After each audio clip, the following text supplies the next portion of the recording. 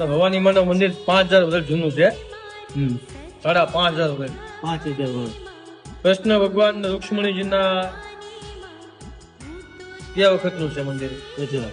કારણ કે રુક્ષ્મણીજીનું અહીંયા માતાજી દર્શન કરવા આવ્યા હતા અને ભગવાનને બોલાવ્યા હતા. ત્યાંથી અહીંથી જ માતાજીને રુક્ષ્મણીજીને લઈ ગયા હતા શ્રી કૃષ્ણ ભગવાન. એવો શ્રીમદ ભાગવતમાં ઇતિહાસ છે. મહુવાના કયા ગામે આવે? મહુવાથી ભાવનગર જિલ્લાનું મહુવા તાલુકાનું ભવાની મંદિર.